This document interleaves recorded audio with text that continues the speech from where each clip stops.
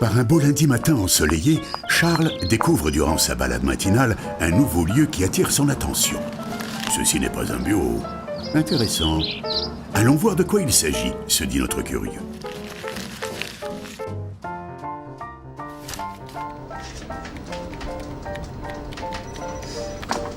À l'intérieur, il rencontre Thomas, web développeur, qui lui explique qu'il est dans l'espace résident du coworking. La discussion va bon train entre nos deux compères et l'informaticien insiste sur le fait qu'ici, il y a des vraies possibilités de partage avec les autres, qu'il rompt l'isolement dû à l'activité d'indépendant et que le prix d'accès est bien inférieur à un bail qu'il devrait payer pour lui tout seul. Cerise sur le gâteau, il a accès à une borne Skype, idéale pour s'isoler lors d'un rendez-vous téléphonique.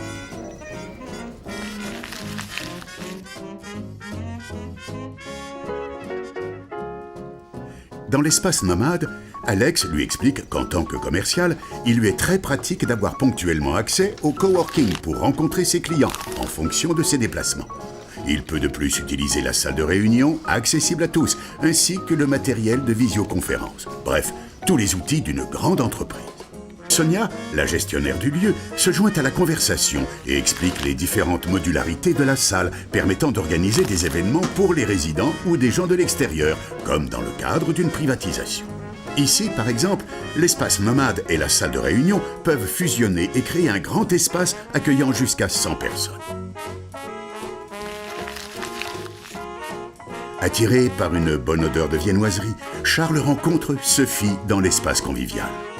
Buvant son café, la jeune entrepreneuse explique qu'ici, c'est l'occasion de découvrir le métier des autres et de développer des projets communs, de partager un repas ou de faire une réunion un peu informelle.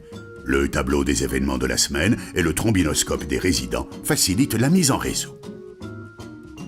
Fin de la visite. Charles en sait assez, mais d'autres espaces sont à découvrir car au-delà du coworking, un tiers-lieu peut comprendre selon la taille du bâtiment un télécentre, un makerspace, un espace de création ou encore un incubateur. Renseignez-vous, il existe certainement un tiers-lieu près de chez vous.